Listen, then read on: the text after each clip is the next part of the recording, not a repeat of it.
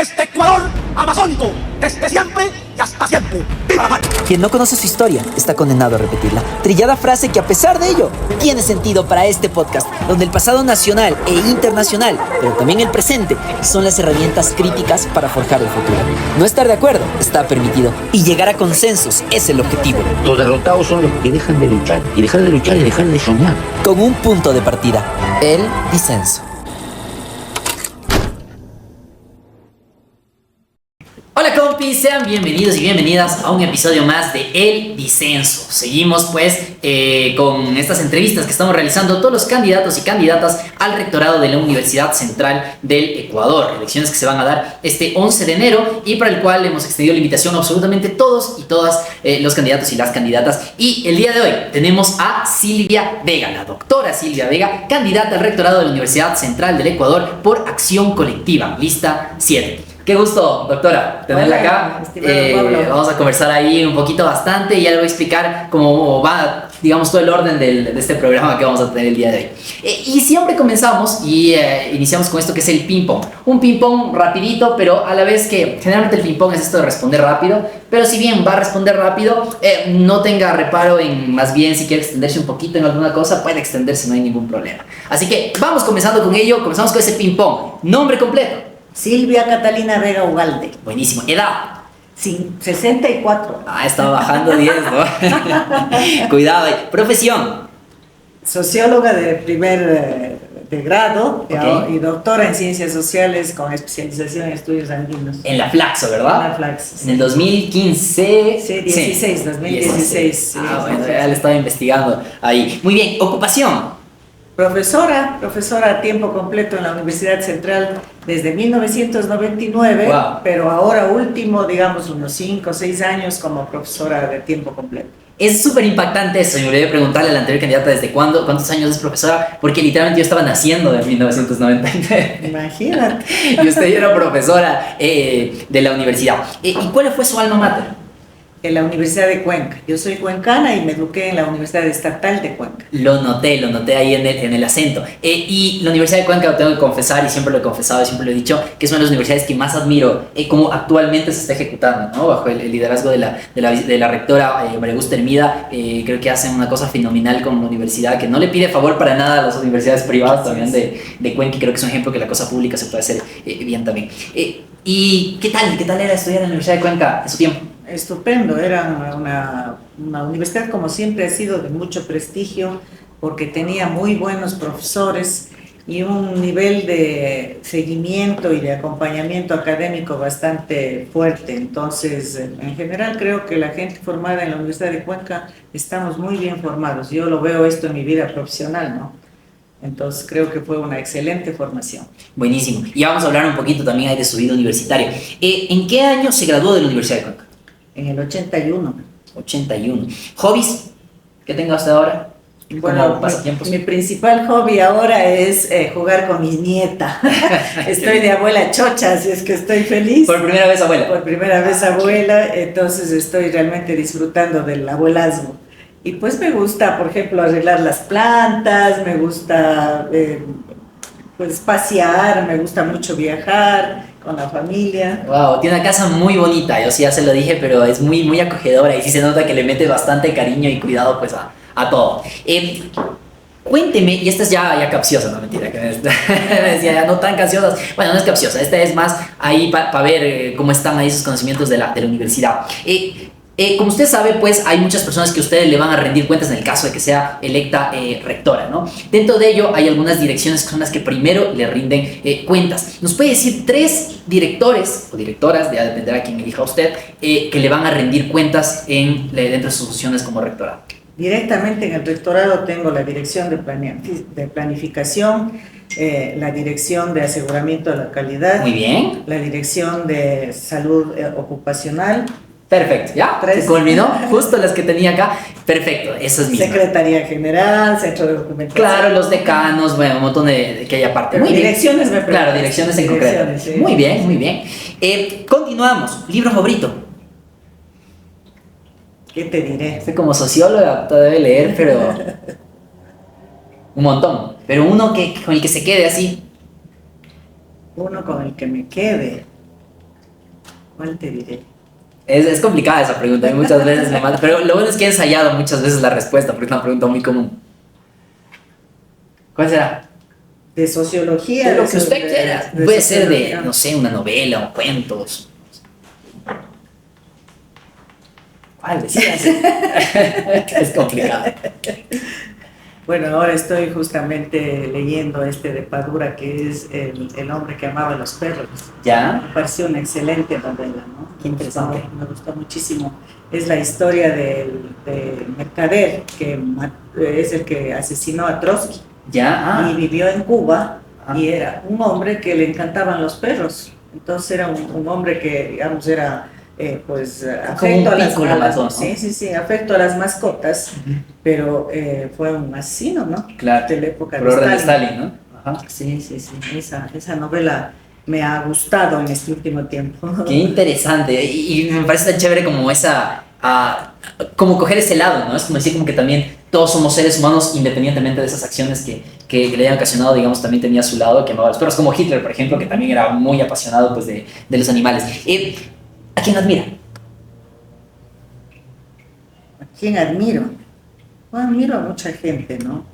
Pero admiro, te digo más bien lo que admiro, que es el compromiso y la sinceridad de las convicciones de la gente. Eso admiro. Y si tuviera que quedarse con una persona así, puede ser un personaje histórico, puede ser alguien de la familia, no lo sé, que admire. Que sea su modelo tal vez a seguir. Bueno, te voy a decir algo que a lo mejor en la universidad pública se ve un poco rara. Yo soy cristiana, católica, y podría decir que admiro a Jesús, a Jesucristo. Qué interesante. Y es raro, digamos, que habla de los sociólogos, porque los sociólogos generalmente son como muy reacios al tema de la religión, ¿no? Sí, ¿no? Yo soy una creyente convencida. En mi juventud fui parte de los grupos de comunidades de base de teología de la liberación. Tuve muchos amigos y amigas de esa corriente. Me formé en eso, ¿no? Entonces, pues podría decir que esa persona admiro. Qué interesante, chévere. Y doctora, la última pregunta, así media rebuscada. ¿En qué año se fundó la Universidad Central del Ecuador? Acabamos de cumplir 406, ¿no? ¿Ah? Bueno, Entonces, restemos. No, pero 1600, pero hay un número exacto que está ahí, digamos, incluso en nuestro logo. Porque claro, la Universidad Central, digamos, como Universidad Central, como el nombre que toma, ¿no? Lo hace mucho después, para el inicio es la Universidad San Gregorio Magno, claro. que luego se fusiona Yo con Santo creo que Tomás. debemos reivindicar sobre todo la Universidad Republicana, fundada por Bolívar, ¿no? Esto es, estamos hablando de 1826. Ya, Entonces yo diría que ese es pero esa fecha, la primera, la que está ahí en el logo, ¿se acuerdan? 1660 y... Casi, no, 1620 es la que está en el logo. Y claro, ahí hubo primero como también un debate, porque antes estaba 1651, y es precisamente por esta unión de las universidades, pero al final decidieron quedarse cuando se funda San Gregorio Magno, que es la primera, es 1620, queda como ese dato. Bueno, Doc, hemos terminado con ese ping-pong, que era la parte un poquito más tensa, ahora sí ya relajándonos, también hay acá una cervecita, normalmente estamos en Django Cervecería. Un bocadito. Saludos. Salud. Pero esta vez estamos con unas coronitas nomás. Y extrañándoles como siempre a los compas de Django Cervecería. Doc, ahora sí vamos con el contexto, que es como hablar un poquito ya más suelto, más largo, acerca de quién es usted, ¿no? De su trayectoria también en la universidad, y también un poquito de sus cosas de la juventud. Y dentro de ello, ¿cómo era Silvia Vega en su infancia? ¿Cómo le podría tal vez describir su madre, que le contaba cómo era usted cuando era más chiquita, que aún ni se acuerda? Bueno, en realidad yo soy la última de 5 hermanos y llegué 9 años después del cuarto. Entonces casi me crié como una hija única, ¿no? Porque ya mis hermanos estaban fuera de casa, en las escuelas, en los colegios. Entonces tuve la ocasión de ser muy cercana a mi madre, con la que vivía y estaba en mi primera infancia. En esa época las guarderías y esto no era muy común.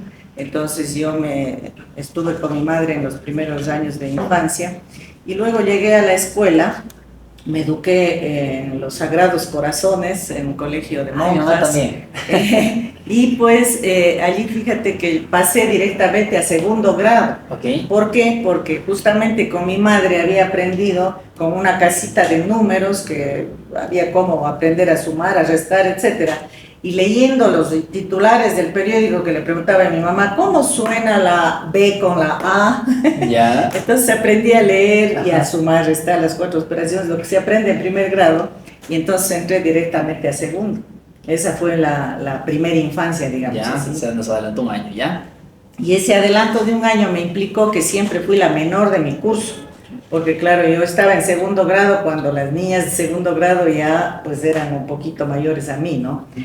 Tengo muy buenas amistades de colegio, muy queridas, ¿no? Uno siempre llega a querer muchísimo a las compañeras de colegio y hasta ahora, a pesar de que vivimos en ciudades diferentes, con los chats y con las formas actuales de comunicación siempre Sí, ahí estamos en en contacto. contacto. ¿Sí? Pero, digamos, al final no me refiero cómo era así, como traviesa, más tranquilita. Yo creo que era como toda niña, ¿no? Pero creo que era desde chica bastante interesada, por ejemplo, en los libros, en la lectura. Me gustaba que me lean cuentos, que me hablen. Pues recién cuando yo estaba chiquita empezó la televisión, que fue la gran novedad de que recién apareció la televisión. Entonces siempre fui más bien una persona interesada, una niña interesada en los libros, en estudiar. Sí, más bien diría que fui de ese estilo, ¿no? Ok, lo mantuvo, ¿no? Al final, hasta ahorita una académica. Y en el tema de la universidad, ya llegó a la Universidad de Cuenca. ¿Cómo vivía usted igual esa época de la universidad? Bueno, la carrera de Sociología de la Universidad de Cuenca estaba recién formada un año cuando yo ingresé en el año 76. Y esa carrera se formó básicamente con profesores exiliados del Cono Sur. Entonces vinieron por efecto de las dictaduras y entonces tuve magníficos profesores y profesoras y era una carrera pues muy política, ¿no?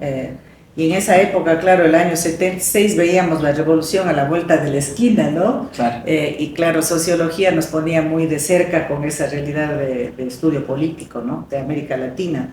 Fue una experiencia realmente muy valiosa, que me ha marcado mucho, ¿no? Porque fue, digamos, una época de mucha discusión, de mucho estudio, con un grupo de compañeros y compañeras el auge del debate. interesante.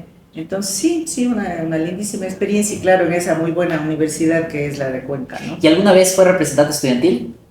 No, fíjate, no fui representante No estudiantil. fue la revoltosa. Porque era mi carrera, digamos, era parte en ese entonces de la Facultad de Ciencias Económicas, era ok. Sociología. Entonces ellos eran los que ponían de Claro, representantes. eran los papás.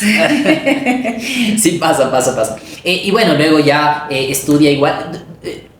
Obviamente antes de hacer su doctorado hizo alguna maestría.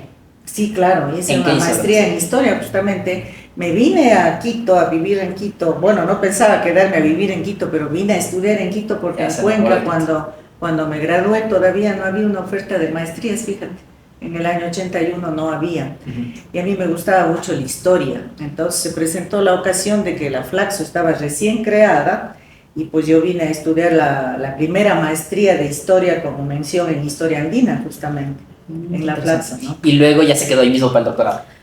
Bueno, el doctorado lo hice mucho después, sí. ¿no? Entonces, claro, largo tiempo más bien estuve ejerciendo como socióloga fundamentalmente, en consultoría, en ciertas otras instituciones, hasta que llegué a la universidad en el 99. Y debo decirte una cuestión que fue también para mí bastante interesante, porque fui la primera profesora mujer de mi facultad. Justamente en ese entonces dirigía la carrera de Sociología Rafael Quintero, y él promovió este concurso con la aspiración de que algunas mujeres nos postulemos y me invitó, me dijo, ¿por qué no te postulas? Y en efecto me animé a hacerlo y gané el concurso, entonces desde ahí soy titular. ¿Sí? ¿Y es profesora ahorita de Sociología? En la Facultad de Ciencias Sociales y Humanas hay 4 carreras, Sociología, Ciencias Políticas, Historia ahora recientemente y Trabajo Social. Entonces yo soy ahora profesora fundamentalmente de la carrera de Sociología. Interesante. ¿Y qué cátedra da? Yo doy historia del Ecuador, fundamentalmente, porque como te digo, siempre me ha gustado la historia. Buenísimo. Y digamos, ¿cuándo comenzó a involucrarse un poco en este tema de la representación en los diversos órganos? Porque luego igualmente usted está participando, más bien actualmente estaría saliente del Honorable Consejo Universitario, ¿no? Sí, en realidad yo me involucré más en los temas de educación superior prácticamente desde el 2018. me invitaron a ser parte del Consejo de Aseguramiento de la Calidad de la Educación Superior, del CASES, como consejera, y eso me llevó, digamos, a entender mejor el mundo de la educación superior. Yo estuve de presidenta de la Comisión de Universidades y Escuelas Politécnicas, y entonces dirigí la evaluación de universidades que se dio en el año 2019-2020. Y eso, claro, implicó hacer un nuevo modelo de evaluación, porque yo acepté entrar al CASES porque me dijeron que lo que querían era justamente cambiar la forma en que se venía haciendo la evaluación, que era muy vertical, muy autoritaria, desde arriba, ¿no? Se veía casi como una auditoría, venían los policías a ver qué andaba mal en las universidades. Y ese no era el sentido, ¿no? Porque el aseguramiento de la calidad implica más bien una cultura interna de calidad. Claro. Entonces, el hacer un nuevo modelo, que lo hicimos muy participativamente durante casi 9 meses de discusión con el conjunto de universidades, me dio un conocimiento bastante amplio, profundo, porque lo que se evalúa pues implica que uno tiene que ver exactamente qué tipo de indicadores coloca, de qué manera lo hace. Entonces hay que entender y saber la normativa, las prácticas institucionales. Entonces ese proceso participativo fue muy valioso. Creo que las universidades lo valoraron mucho, así me lo han dicho siempre, y te podría decir, modestia aparte, que la propia gente del CASES y los actuales miembros, los que han hecho, por ejemplo, el modelo de evaluación que se va a aplicar en el 2026, me han dicho que el periodo en que nosotros empezamos, digamos, este cambio, realmente marca un antes y un después en la vida del CASES, por un lado, y en la manera de hacer el proceso de evaluación, tanto por la manera en que se evalúa el modelo en sí, como por el proceso mismo, ¿no? Entonces yo salí del CASES en realidad con una motivación bastante fuerte hacia profundizar mucho más en el tema de educación superior. Regresé a la universidad y pues coincidió que se dieron las elecciones para representantes al Consejo Universitario y me eligieron los docentes de mi facultad, y estos 2 últimos años, 2 años casi y medio, porque comenzamos en septiembre del 2021, he estado dedicada a coordinar la comisión de planificación estratégica, que es lo que me encargaron hacer en el Consejo Universitario, con lo cual fue otro momento muy importante de conocimiento, ya en este caso más profundo, de la propia Universidad Central, de sus fortalezas, sus debilidades, porque también fue un proceso muy participativo que ha durado bastante tiempo, más de un año. El plan se acaba de aprobar hace unos 3 meses, y eso me dio un aterrizaje, digamos así, de la realidad de la universidad en cuanto a todos los problemas que existen en la complejidad de nuestra central, y de las propuestas que están hechas como metas, objetivos de ese plan, que dicho sea de paso debe ser en realidad una hoja de ruta para cualquier autoridad que llegue a la universidad. Lamentablemente los planes, y concretamente en el caso de esta última gestión, han estado muy colaterales, es decir, no han sido un eje central de la gestión, que no ha sido una gestión planificada con visión estratégica, ha sido más bien una gestión muy reactiva, muy de resolver los problemas que se van presentando, y eso ha implicado que justamente la universidad no tenga un proyecto de universidad, que podamos confluir, digamos, los diferentes sectores de la universidad en unos objetivos comunes. Eso está detrás, por ejemplo, de la dispersión actual del voto, ¿no? El que hayamos 7 candidatos, 7 listas, es justamente porque no hay una comunidad universitaria que está unida, compactada en base a objetivos comunes, ¿no?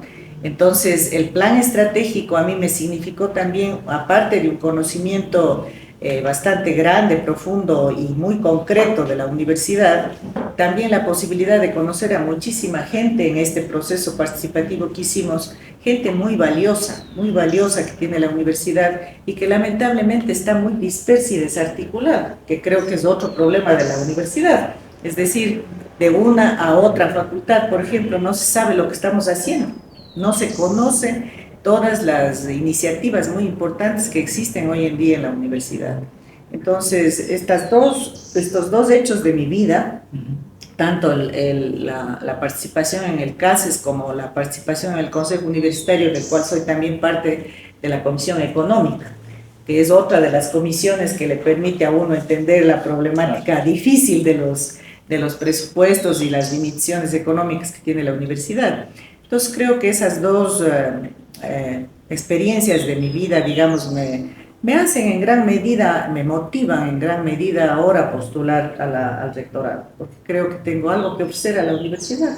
En realidad ese conocimiento, esa experiencia, creo que probablemente diría que casi ninguno de los candidatos la tiene, ¿no? Ya se nos adelantó ahí en la respuesta, porque la siguiente pregunta era precisamente qué es lo que le motivó para decidir, ok, por acá va este rectorado. Pero antes de eso quería, y le hacía la pregunta del tema del HCU, para preguntarle también, digamos, ¿usted fue por algún movimiento electa en ese sentido o fue independiente en ese sentido? No, hicimos una lista, digamos, ahí hubo un acuerdo entre docentes sin que hubiera, digamos, por detrás un grupo organizado, que es otro problema de la universidad.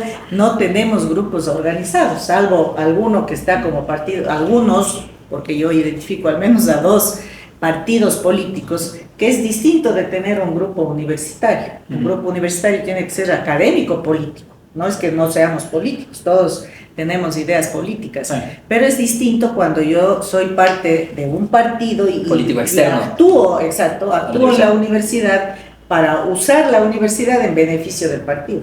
Entonces, lamentablemente, los otros tipos de grupos, que son estos agrupamientos académico-políticos, no existen, ¿no? No existen en la universidad, no existieron en el momento que me postularon a mí en mi propia facultad, por eso no participé como grupo. Y Acción Colectiva, que es el grupo que ahora hemos constituido más o menos desde julio de este año que está terminando, es un grupo que, pese a que surge ciertamente también, igual que todos, de cara a las elecciones, sí aspiramos a mantenernos como grupo permanente y trascendente, así lo decimos en nuestra declaración de propósito, porque queremos realmente participar de manera permanente en la vida universitaria, justamente haciendo propuestas, criticando constructivamente lo que haya que criticar y desarrollando un espacio de debate, de discusión, de conocimiento, de trabajo incluso interdisciplinario conjunto entre las personas que estamos en ese grupo, para poder ir formando líderes y lideresas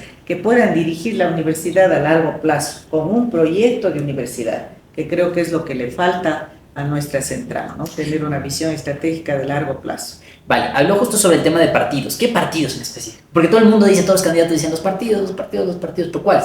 No, concretamente es Unidad Popular, que está justamente actuando desde hace muchísimos años en la Universidad Central, que antes se llamaba NPD, que tuvo una etapa muy violenta en la universidad que las nuevas generaciones no conocieron. Ventajosamente eso se ha desterrado. Espero que sea justamente un cambio positivo que haya tenido este partido, pero sigue teniendo prácticas partidistas. Entonces ahora pues apoyan una candidatura como la del doctor Espinosa, que es una candidatura que tiene varios visos de ilegalidad. Nosotros como Acción Colectiva hemos impugnado esa candidatura por varias razones, podemos hablar del tema si te interesa. Y el otro grupo, igualmente digamos de carácter político, es el autodenominado Mariátegui, ¿no? Que es otro grupo político que también actúa, digamos, de esta manera de pues, poner por delante, ¿no? Poner por delante los intereses partidistas a los de la universidad. Entonces esa utilización creo que es muy negativa, porque allí es donde hacemos esta universidad de los panas que decimos nosotros, ¿no? Es decir, la universidad donde yo defiendo a mis amigos, yo les doy contratos para que puedan tener aquí un trabajito en la universidad, se necesite o no se necesite el indicado contrato, les perdono una serie de faltas, ¿no? Porque son mis amigos, y en cambio a los que no son del grupo pues los persigo, ¿no? Entonces esa visión, que es una visión sectaria, es una visión que contraviene totalmente el sentido académico de una universidad. ¿Y el mariateísmo tiene ahorita candidato? ¿Aprobado? Bueno, estaba apoyando a un candidato, ¿no? Que entiendo que se separaron de ese candidato, y creo que ahora apoyan a una candidata. Ya, pero nombres. ¿Cuál candidato? Eso averigüen ustedes. ¿Cuál candidato? Ya me dejó ahí la espinita para buscar. ¿Cuál será? Ya lo vamos a ir pensando. Ok, entonces, Luego de eso de que ya está en el CEDU, ahorita se ha lanzado al rectorado, este es su pequeño espacio para que usted pueda presentar también a quienes son sus compañeros de fórmula, porque los he elegido así lo más rápido posible para ya irnos directamente a sus propuestas. Perfecto. Tenemos como rector académico y de posgrado al ingeniero Pablo Araujo. Él es ingeniero químico, ahora mismo nos está abandonando en la campaña, pero porque se está yendo a la Antártida por segunda vez.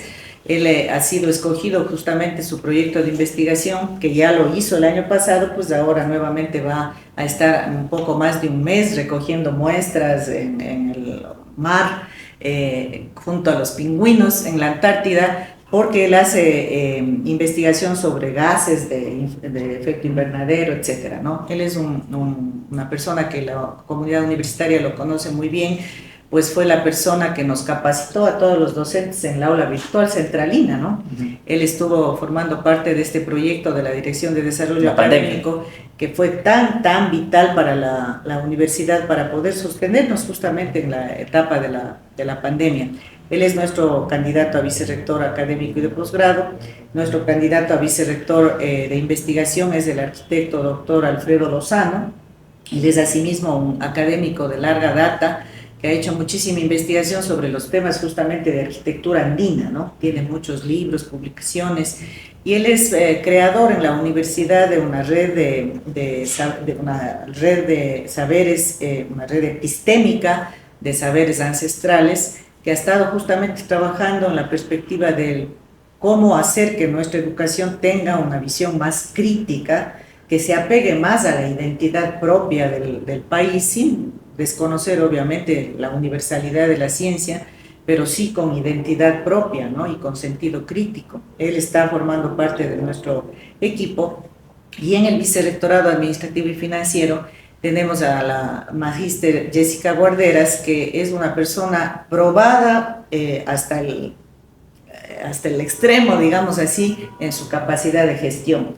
Ella fue decana de la naciente carrera o Facultad de Ciencias Biológicas cuando ésta se independizó de Filosofía, y pues hizo una gestión tan eficiente que logró reconstruir incluso la infraestructura del campus El Dorado, que cualquiera que conoce, pues tú lo conoces muy bien, es Ala Norte, que dicho sea de paso, esa reconstrucción fue hecha con dineros no gastados de medicina.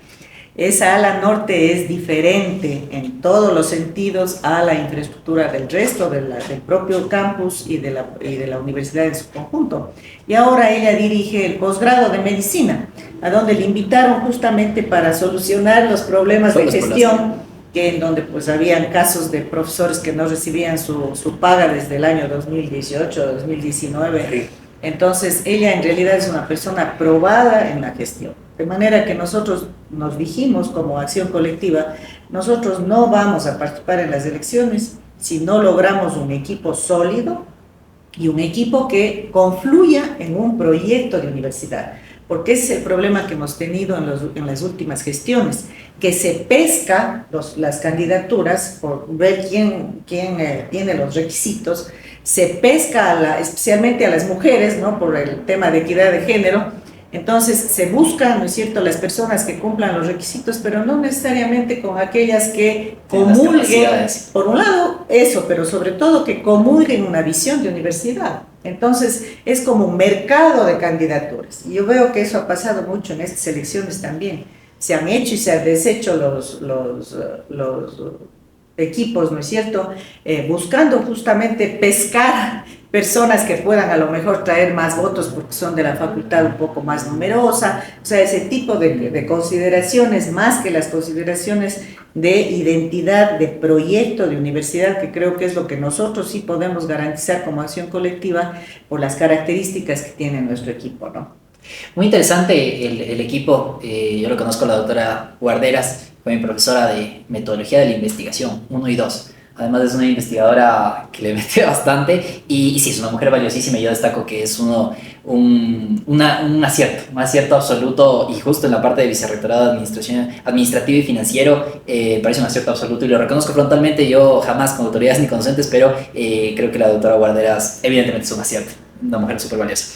Sobre el doctor Pablo Araujo, me habían comentado, no sé si sea relativamente verdad, es algo que es muy difícil de comprobar, pero ¿es su sobrina el doctor Araujo? No es nada difícil de comprobar, está absolutamente fácil. Es mi sobrino sí, es su político, sobrino. efectivamente. Sí. Político. Sobrino político, No tercer sobrino. grado, Ok. tercer grado de afinidad.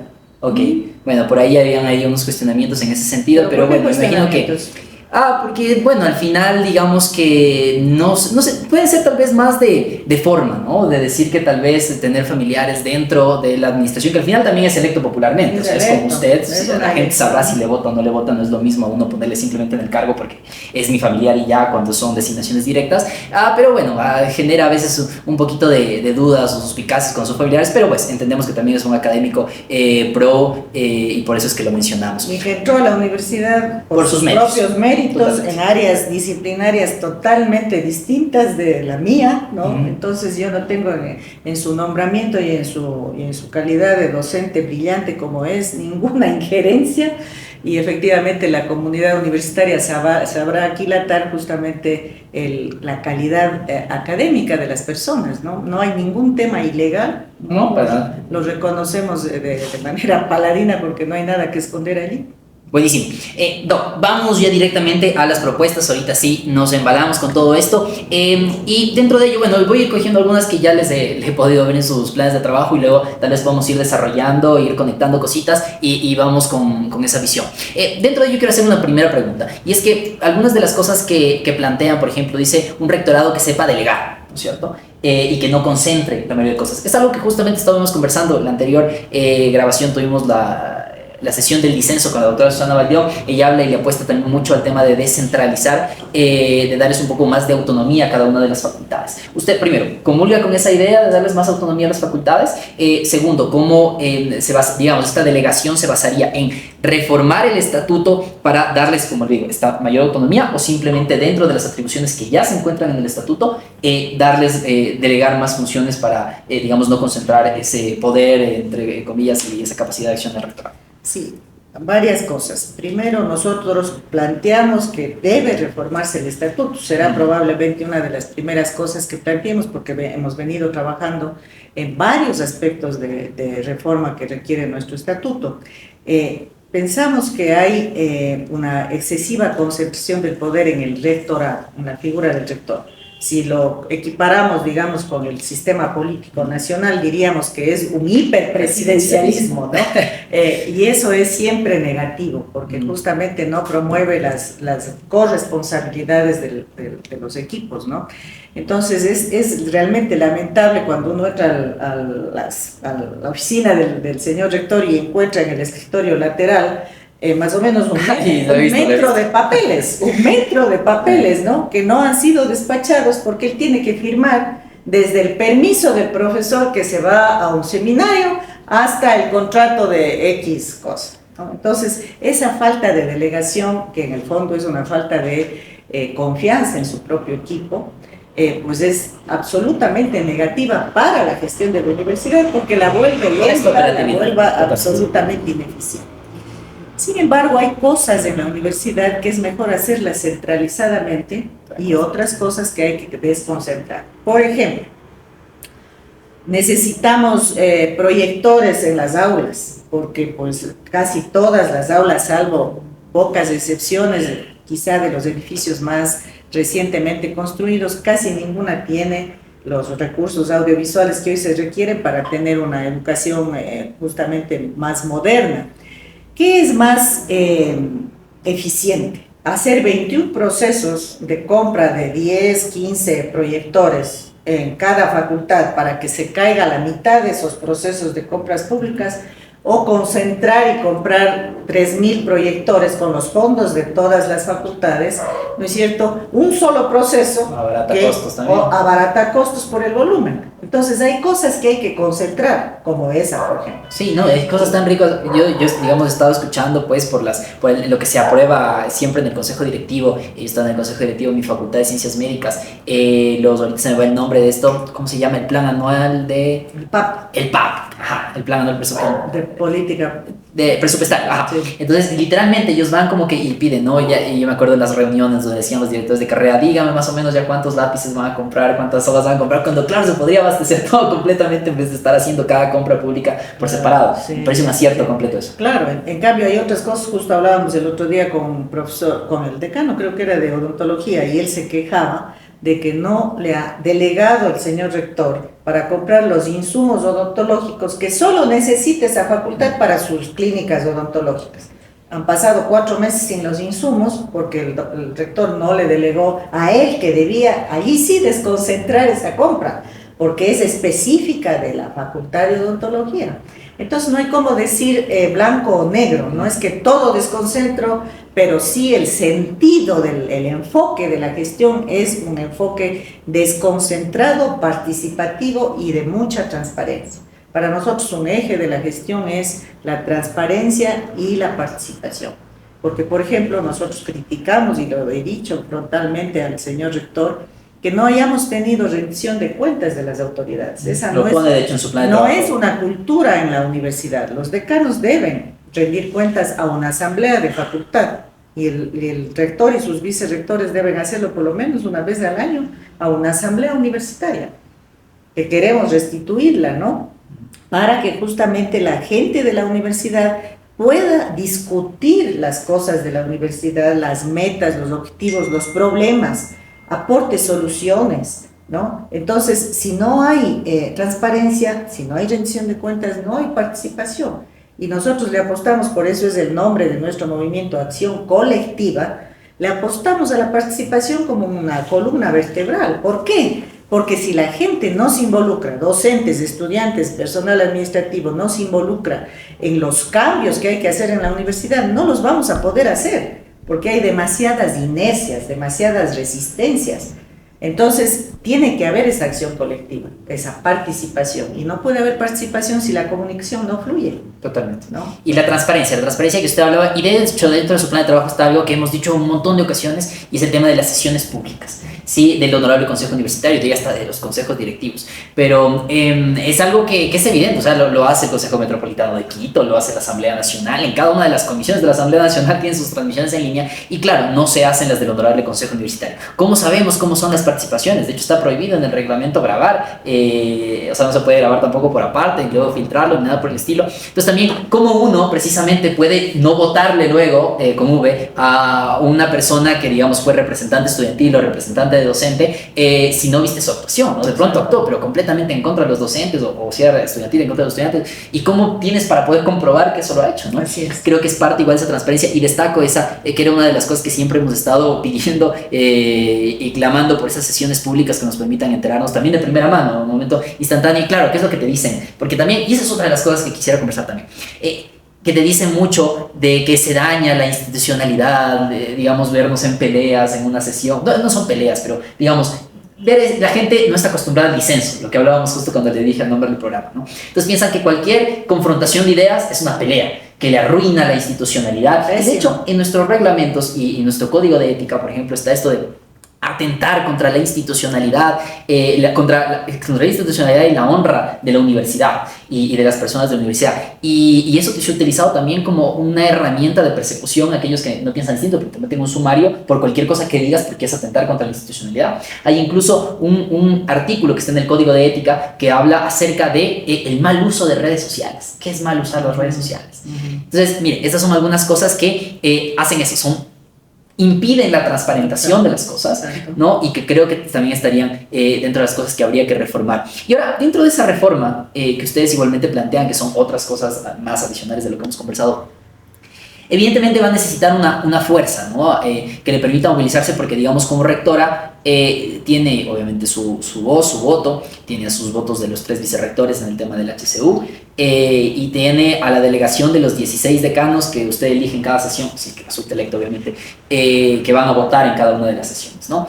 También hay los representantes docentes, por ejemplo. ¿Ustedes están sacando lista de representantes docentes en las facultades? En algunas, ¿no? Por ejemplo, en la tuya, en Ciencias Médicas, estamos sacando una lista, ¿no? Que está formada por el doctor Alberto Narváez como principal y la doctora Susana Dueñas como alterna, ¿no? Como representante docente. Vamos Pero con mis profes. yo apuesto mucho a la capacidad de persuasión que en una comunidad universitaria deliberativa y pensante se tiene cuando se discute argumentos. Cuando uno plantea resoluciones sustentadas en argumentos, la gente inteligente, como es la gente de la Universidad Central, la gente académica, los estudiantes que se están formando como profesionales, van a respaldar las ideas que tienen sustento técnico. Entonces, por ejemplo, ahora es lamentable en nuestro consejo universitario que seguimos haciendo reuniones virtuales como si estuviéramos en pandemia, y entonces la gente escudada detrás del nombrecito y la cámara apagada, pues están haciendo otras cosas y no participando en la reunión. Y entonces uno ve que en efecto nadie lee, o muy pocos leemos los documentos que se ponen a discusión, muy pocos aportamos, muy pocos debatimos. Entonces, por ejemplo, yo he planteado eso, en nuestro rectorado pues tenemos que restablecer las reuniones presenciales del Consejo Universitario, a que los miembros del Consejo, del órgano colegiado superior, que es el órgano de gobierno de la universidad, sean corresponsables de las decisiones. Entonces yo aspiro, digamos, a que el conjunto de miembros del Consejo Universitario justamente hagan valer esa calidad de académicos y académicas para poder levantar y apoyar, digamos, todas las medidas, los cambios que vamos a proponer, ¿no? Imagino que ahí habrá permisos igualmente para los representantes estudiantiles, ¿no? Porque eso sí va a ser, digamos, una complicación por ese lado, porque digamos, por parte de docentes, por parte de autoridades, pues tienen todo el permiso del mundo, pero digamos, los representantes estudiantiles que tienen, no sé, tal rotación en el hospital, en el caso de los que están en alguna cosa de la salud, tienen alguna práctica, alguna cosa, necesitarán también esos permisos, imagino que están igualmente contemplados. Claro, bueno, eso está contemplado porque además siempre están los alternos también, ¿no? Entonces... Okay. Bueno, es que también esa es otra cosa. Es que las sesiones del HCU, usted lo conoce, ustedes, parte del HCU, son larguísimas, ¿no? Pero son larguísimas por ineficientes. También. Muchas veces, ¿no es cierto? 8 horas. 8 o 10 horas de reunión porque se va a discutir la minucia del punto y coma en el reglamento tal o cual. Esas cosas tienen que venir preparadas. El rector o la rectora tiene que, antes de pasar al consejo universitario, hacer todos los cambios que se ameriten, ¿no es cierto?, para llevar un producto más o menos listo para que la discusión sea de temas de fondo, no de minucias, ¿no? Entonces, eso es la forma de que ahora se llevan las reuniones del consejo universitario, que tienen una serie de falencias. Por ejemplo, hasta ahora no tenemos actas firmadas por el rector en estos 2 últimos años que yo he estado. El señor rector ha reconocido que es un problema de él, ¿no? Que no ha firmado las actas. Y eso es grave, aparentemente es una nimiedad. Pero no tener actas firmadas significa que una resolución puede considerarse nula, porque no está debidamente firmada, ¿no? Bueno, en el estatuto está que son de inmediato cumplimiento, pero digamos para la rendición de cuentas al final sí se puede buscar ahí alguna... Claro, tienen que estar firmadas las actas, tienen que estar subidas al repositorio, uno busca en la página web que tenemos dónde están las actas y no se las encuentra, ¿no? Están súper atrasadas. Todo eso es una falencia de rendición de cuentas y de transparencia. Para nosotros por eso es un eje transversal, es nuestro primer eje de trabajo, ¿no? Vale. Y frente a eso que le digo, de la fuerza, pues, que han... ¿En cuántas facultades lograron sacar lista de docentes? En esa directamente como acción colectiva, Okay. tanto en estudiantes como de ciencias de la salud como en profesores, ¿no? Y ya hay un cuestionamiento que yo tengo y tal vez es algo ya muy, digamos, de pensamientos personales, y es que yo creo que, digamos, cada estamento va por su lado. A ver, al final todos queremos que mejore la universidad, queremos el tema de la academia, pero siempre hay una posición de verticalidad. O sea, porque primero usted como autoridad es la rectora de la universidad, que tiene poder por encima de los docentes, y los docentes tienen poder por encima de los estudiantes, y este tema de verticalidad nos impide, digamos, trabajar en una condición de iguales. Entonces, en ese sentido, a mí sí me parece como una intromisión dentro de los estamentos, ¿no? Por ejemplo, sacar listas de representantes estudiantiles, que al final igualmente es como usted lo dijo, esto de esa búsqueda, no me acuerdo cómo le puso, como Pescar. Pescar, y fuimos testigos de eso precisamente porque estamos pues en la Facultad de Ciencias Médicas, entonces ahí escuchamos absolutamente todo, y se llega a este tema de pescar, y al final es como para el tema de jalar votos estudiantiles, ¿no? Para que, claro, como ahí está mi compañera, ¿no? Y ella está por parte de esta rectora, entonces votamos por esa persona, pero al final, cuando sea el momento de tomar las decisiones, obviamente va a haber una carga de poder, porque, digamos, la campaña que se lo realiza cobijado bajo un movimiento universitario como es el movimiento que usted lidera, o el que otras candidaturas que también ha sacado, por ejemplo la candidatura de Espinosa, los representantes estudiantiles también hacen eso, ¿no? Entonces, ¿qué es lo que pasa? Como le digo, esa verticalidad al final termina siendo una instrumentalización de los estudiantes para un tema electoral y luego para un tema de voto, porque claro, si uno se pone en contra de eso, no digo que vaya a pasar eso directamente con usted, no puedo asegurarlo para nada, tal vez con la posición más china puedo asegurar un poquito más que sí, porque les caracteriza pues el tema de la violencia y la coerción, pero al final te dice, claro, tú llegaste acá, pero porque hicimos esa campaña colectiva, tú no pusiste $1, básicamente la posición que ha sido que se ha llegado hasta los banners, las donas y todo, ha sido por parte de la organización que te cobija, así que te alineas a esa posición. Es una de las cosas que suelen pasar por estas condiciones de verticalidad. Entonces, por ahí yo cuestiono mucho este tema de las intromisiones en los estamentos, sobre todo en el estamento estudiantil. No sé qué opinión tiene usted sobre eso. Sí, yo es totalmente ajena a mi personalidad, a mi forma de ser y a mi convicción política el tema de la coerción y el verticalismo en la toma de decisiones. Yo soy una persona muy dialogante, que promuevo la participación no como una moda, sino porque estoy convencida que la participación facilita el que las decisiones sean sostenibles en el tiempo, cuando la gente se ha involucrado y se ha empoderado de las cosas que decide. Entonces yo echo de menos más bien en el propio Consejo Universitario actual a un movimiento estudiantil mucho más deliberante. Lamentablemente los representantes que hemos tenido y que yo he podido conocer este periodo, espero que no sea así con los próximos que llegan, han sido representantes que participan cuando tienen que pedir algún tema gremial, que se está atrasando la beca, que se está necesitando un plazo más para el pago del arancel. Allí es cuando intervienen los estudiantes, no para discutir los problemas de fondo grandes de la universidad.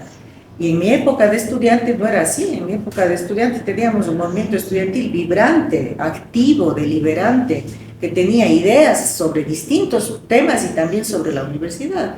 Yo aspiro que eso se logre conseguir. Y que eso pase por el hecho de que, por ejemplo, haya una mayor alternabilidad de los propios líderes, ¿no? Nosotros tenemos actualmente líderes en las distintas federaciones, tanto de profesores como de estudiantes, que están muchos más años de los que deberían haber estado de acuerdo a sus propios estatutos. A sus propios estatutos. ¿Por qué el movimiento estudiantil lo permite? Porque es un movimiento estudiantil que lamentablemente está muy desmovilizado. Y debería reaccionar y deberían los actuales representantes, que ojalá así sea de los que van a ser electos ahora, pues justamente promover la reconstitución de un movimiento estudiantil deliberante, propositivo, que pueda ser parte de unas decisiones de cogobierno, ¿no es cierto?, pero que pueda ser también disentir de aquellas, ¿no? Por eso te felicitaba por el nombre del programa, porque en efecto creo que es bueno el disenso en una comunidad universitaria pluralista, donde hay posiciones de todo color, ¿no? Y que debe haber, así es una universidad.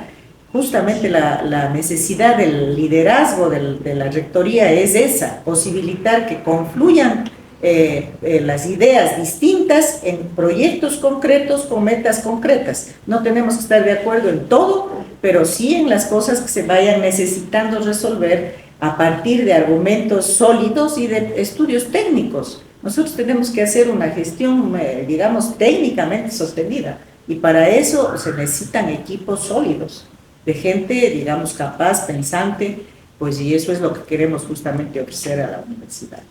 Vale. precisamente sobre el tema de las representaciones estudiantiles, no quisiera alargarme mucho en esto, pero tengo evidentemente que dar una respuesta en ese sentido. Y es que hay unas cosas que hay que tener claro. Digamos, muchas veces se habla desde esa comodidad que se tiene por ser docente, por ser autoridad, porque claro, es una posición de poder, como digo, vuelvo a ese tema de la verticalidad. Pero si vamos a las necesidades reales de los estudiantes, las necesidades reales de los estudiantes por las que ellos claman y que hay que darles cumplimiento son cosas que son urgentes, ¿no? Y es esto de poder diferenciar lo urgente de lo importante. Entonces hay cosas que son urgentes e importantes y hay cosas que son importantes pero son urgentes. Entonces, en ese sentido, dentro de las representaciones estudiantiles del HCU, yo creo que han sido una de las más destacadas, las últimas en este momento, que han sabido defender y han estado ahí en el tema de precisamente las cosas que son urgentes para los estudiantes. Esas demandas que sí, está bien, comparto completamente que hay que deliberar, pensar una nueva forma de universidad, cuáles son los objetivos que nosotros queremos para que se desarrolle. Pero, por ejemplo, cuando hablamos de, y ese es uno de los temas que vamos a tocar, de este que es el reglamento, se me va el nombre exacto, ¿cómo se llama? El reglamento de régimen académico, que establece en cada uno de los semestres cómo se van a evaluar a los estudiantes, ¿no? Que dice qué porcentaje va a venir de una evaluación sumativa, qué porcentaje va a venir de todo lo que haces en el semestre. Entonces, mire, por ejemplo, ¿qué es lo que pasó en estas cosas en el HCU la última ocasión? Que impusieron los docentes y las autoridades, porque hacen mayoría, un reglamento de régimen académico donde le sacaban la madre a los estudiantes y nos ponían un 50%, le subían a los exámenes finales y un 50% de todo lo que se hace en el semestre, ¿no?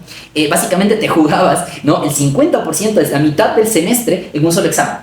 Y eso era impuesto, obviamente, por esas mayorías coercitivas de autoridades y docentes. Entonces, tú tienes eso por un momento, que ya está aprobado porque tiene mayoría y te apalean. Y por el otro lado ya la gente, obviamente los estudiantes se preocupan, ¿no? Porque si de por sí, no porque sean vagos, sino porque tienen docentes que son abusadores, que son injustos, que ellos felices con no hacer nada en el semestre, no calificar nada, solo ponerte un examen final y ponerte 20, en vez de ponerte 0 y hacerte jalar o lo que sea, se preocupan evidentemente. Entonces, claro, tienes a la gente clamando en ese momento por lo urgente e importante que es cómo se va a desarrollar su semestre, y por otro lado estaría el fondo de repensar la educación, de repensar, yo que sé, y le metes a Paulo Freire a la pedagogía de la esperanza, a la pedagogía del oprimido o lo que sea, que claro, es muy importante, como digo, yo soy una persona que sigo precisamente al fondo intelectual de las cosas. Pero si tienes lo urgente, lo importante por acá, que están a punto de clavarte una mega reforma que te va a sacar el aire, la primera preocupación que son los estudiantes es pelearle absolutamente a esto para hacer reconsiderar, y se hubo una sesión en la que se reconsideró y hicimos hasta una movilización, un montón, los compas de HCU nos convocaron a todos los consejos directivos, las asociaciones, hicimos una movilización, entregamos al rectorado nuestra propuesta, ellos debatieron en HCU y lograron que se apruebe eso. Entonces, quiero también hacer ese contraste, que hay cosas que son urgentes e importantes y que claro, parece que son coyunturales, parece que son cuando no se pagan las becas, pero ese es el problema, que no deberían no pagarse las becas, no deberíamos estar. Entonces, hasta que no se solucionen los problemas urgentes, no podemos ponernos a debatir acerca de lo importante, porque hay cosas urgentes e importantes que están sobre la mesa y que ya deberían estar solucionadas de plano. O sea, no deberíamos tener que estar exigiendo que paguen las becas socioeconómicas, las becas de excelencia, que tengamos las cosas mínimas necesarias. Entonces, eso como una pequeña acotación sobre la representación estudiantil. Pero déjame decirte algo sobre este tema de la evaluación. No es reglamento de régimen académico, ese es el reglamento es el general de todas las universidades, tiene razón.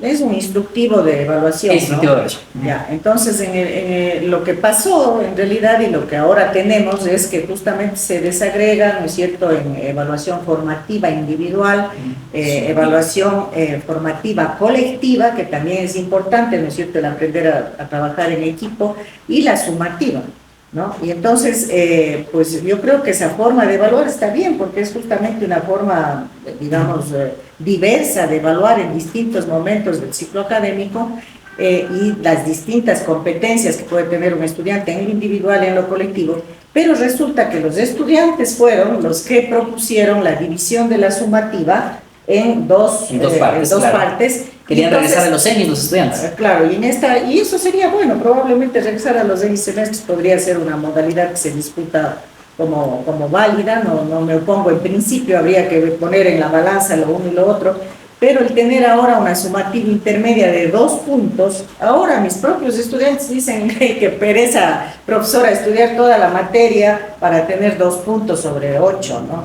que es la sumativa total. Entonces, en realidad creo que esa... Es propuesta del rector, ¿no? No, la sumativa intermedia fue de los estudiantes. No, para nada. Sí. Yo estuve analizando todo ese proceso. Sí. El rector dijo, lo que podemos hacer es que haya una sumativa intermedia. Recuerdo textualmente sus palabras porque los compas nos contaron. Podemos hacer para poder, y dijo clarito, ahí estaríamos innovando, dijo el doctor Semperti, estaríamos innovando, estaríamos haciendo algo diferente, que la sumativa intermedia valga menos puntos y solo sea del 1 EMI, y la sumativa final sea de los 2 EMIs y valga más puntos. Textualmente recuerdo esto de innovación que le metía ahí en su... Así que fue propuesta del rector Semperti, porque nuestra propuesta inicial era volver a los semisemestres y así fue como se presentó por escrito. Tengo los documentos de eso, porque lo hicimos entre todas las asociaciones, consejos directivos y los compas de HCU que lideramos. Ahora sí es una posición que plantean los estudiantes, se puede discutir, ¿no? Yo creo que incluso hay algunos docentes que recientemente han planteado este tema, ¿no? De que tal vez es mejor el esquema de los semestres, ¿no? Como una mejor forma de evaluar.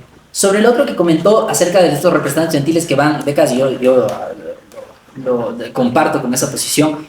Como le digo, ya deberían estar terminando el doctorado y siguen ahí en la universidad. De otra vez les investigué desde en el 2009 se habían graduado del colegio. Imagínense, yo estoy en el 2017, la carrera más larga que me dice que tiene 12 semestres, ya estoy terminando. Y ellos desde el 2009 pues siguen ahí. Y frente a eso, no es que no ha habido tampoco la iniciativa, los estudiantes a cada rato estamos molestando por eso, pero también hay una corrupción.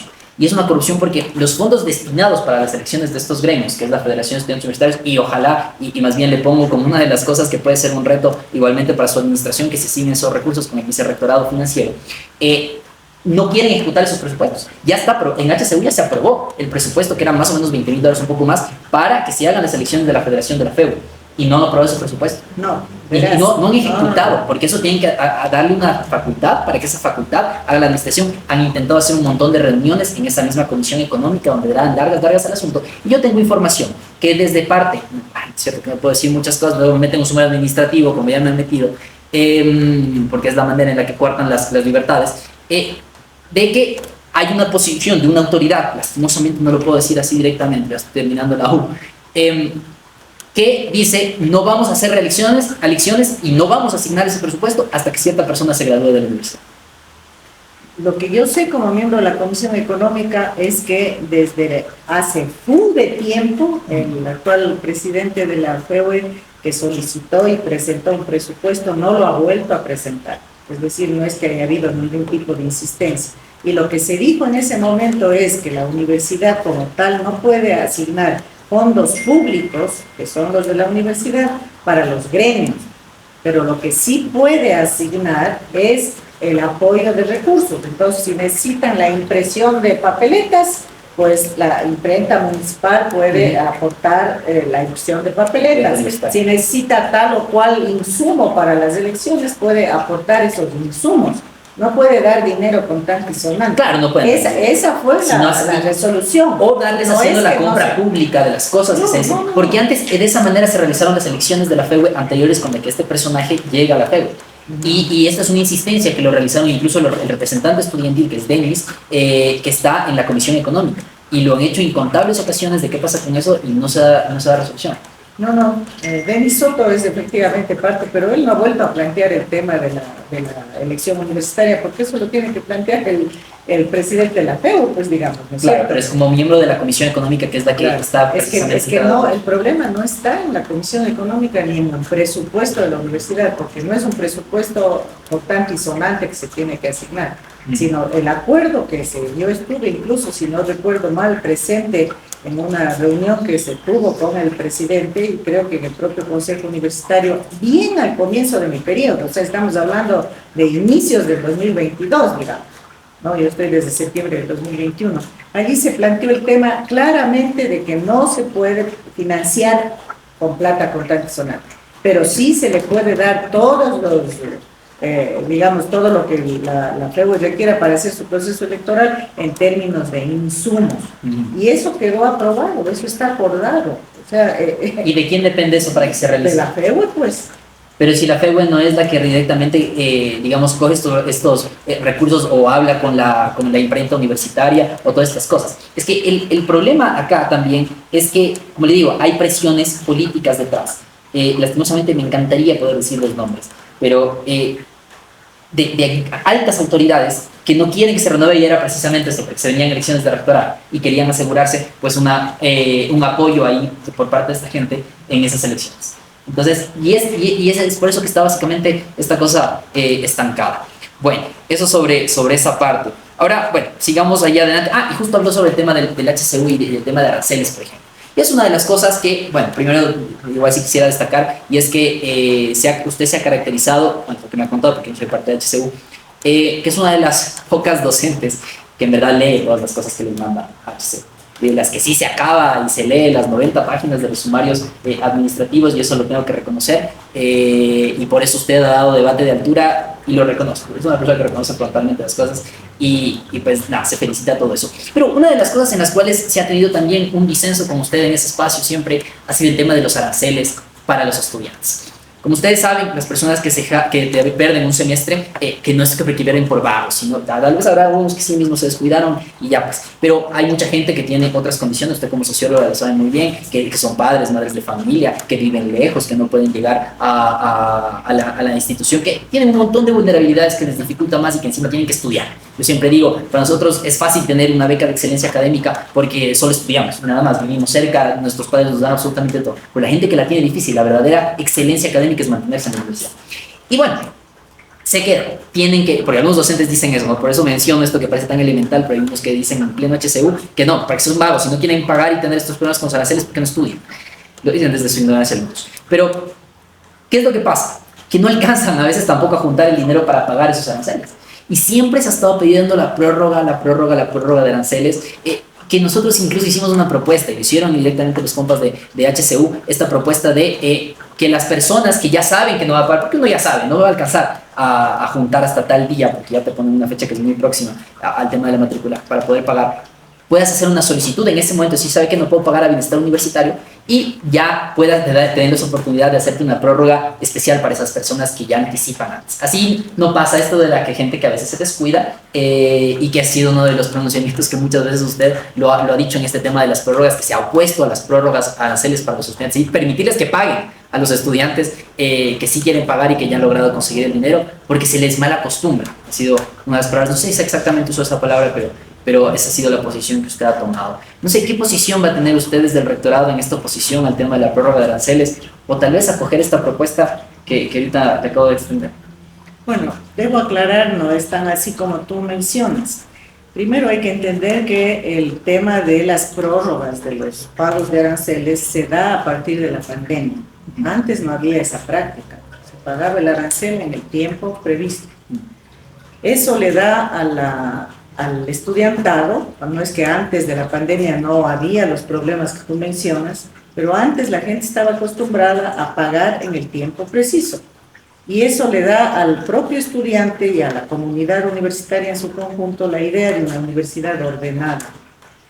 Yo tengo estudiantes inscritos que no han pagado su matrícula hasta una semana antes de que se termine el semestre, ¿no es cierto?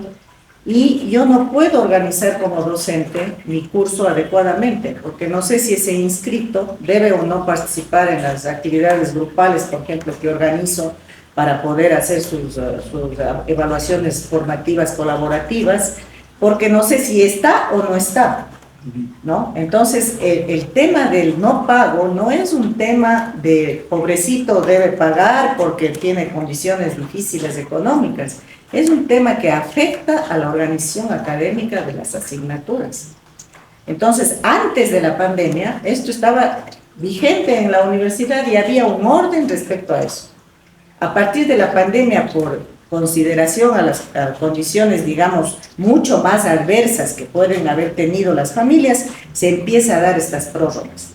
Y se continúan las prórrogas, a pesar de que varias veces el Consejo Universitario ha dicho desde el último semestre que hacemos las prórrogas, se continúa una práctica y no se vuelve a la práctica anterior. Entonces, lo que yo he sostenido es, ya han pasado 3 años de la pandemia, volvamos a la práctica anterior de pagar las cosas en su tiempo.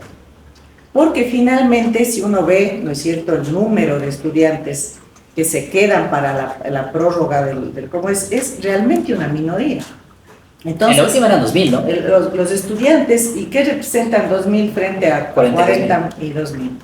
¿no es cierto? Representan el 5%. Pero es un número considerable. Representan el 5% de los estudiantes. Entonces, los estudiantes, representantes docentes, están abogando por esa minoría de estudiantes que antes lo hacían dentro de un plazo y ahora exigen las prórrogas, en desmedro del 95% de estudiantes que quisieran tener un curso organizado, sabiendo quiénes están y quiénes no están realmente matriculados con su pago de arancel en orden.